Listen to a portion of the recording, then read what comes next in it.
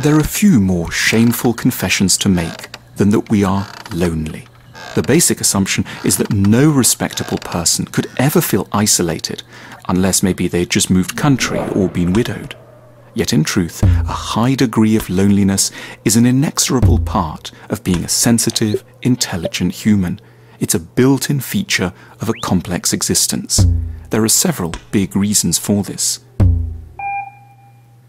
Much of what we need recognized and confirmed by others, a lot of what it would be extremely comforting to share, is going to be disturbing to society at large. Many of the ideas in the recesses of our minds are too odd, contrary, subtle or alarming to be safely revealed to anyone else. We face a choice between honesty and acceptability, and, understandably, mostly choose the latter. It takes a lot of energy to listen to another person and enter sympathetically into their experiences. We shouldn't blame others for their failure to focus on who we are. They may want to meet us, but we should accept the energy with which they will keep the topic of their own lives at the center of the conversation. We must all die alone, which really means that our pain is for us alone to endure. Others can throw us words of encouragement, but in every life we are out on the ocean, drowning in the swell, and others, even the nice ones, are standing on the shore, waving cheerily. It's deeply unlikely that we will ever find someone on exactly the same page of the soul as us. We will long for utter congruity, but there will be constant dissonance because we appeared on the earth at different times, are the product of different families and experiences, and are just not made of quite the same fabric. So they won't be thinking just the same as us on coming out of the cinema and looking out at the night sky just when we want them to say something high-flown and beautiful. They will perhaps be remembering a painfully banal and untimely detail from an area of domestic life, or vice versa. It is almost comic. We will almost certainly never meet the people best qualified to understand us, but they do exist.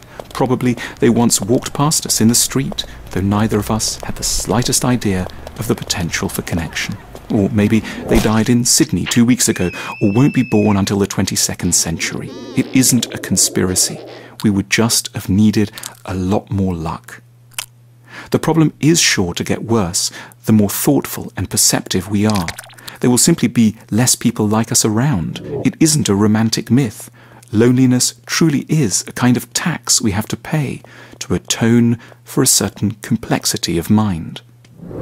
The desire to undress someone is for a long time far more urgent than the desire for good conversation. And so we end up locked in relationships with certain people we don't have much to say to, because we were once fatefully interested in the shape of their nose or the color of their remarkable eyes.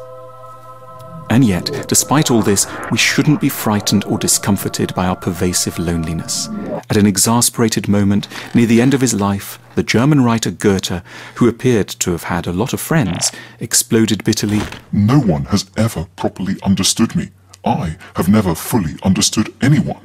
No one understands anyone else." It was a helpful outburst from such a great man. It isn't our fault. A degree of distance and mutual incomprehension isn't a sign that life has gone wrong. It's what we should expect from the very start. And when we do, benefits can follow. Once we accept loneliness, we can get creative. We can start to send out messages in a bottle. We can sing, write poetry, produce books and blogs, activities stemming from the realization that people around us won't ever fully get us, but that others, separated across time and space, might just. The history of art is the record of people who couldn't find anyone in the vicinity to talk to. And we can take up the coded offer of intimacy in, say, the words of a Roman poet who died in 10 BC, or the lyrics of a singer who described just our blues in a recording from Nashville in 1963. Loneliness makes us more capable of true intimacy if ever better opportunities do come along.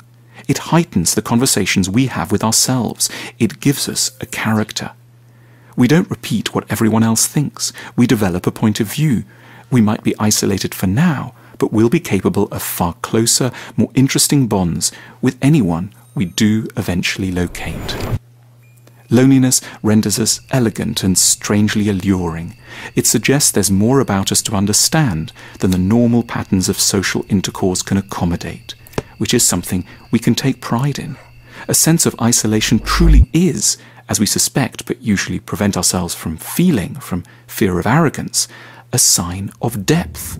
When we admit our loneliness, we are signing up to a club that includes the people we know from the paintings of Edward Hopper, the poems of Baudelaire, and the songs of Leonard Cohen. Lonely, we enter a long and grand tradition. We find ourselves, surprisingly, in great company. Enduring loneliness is almost invariably better than suffering the compromises of false community.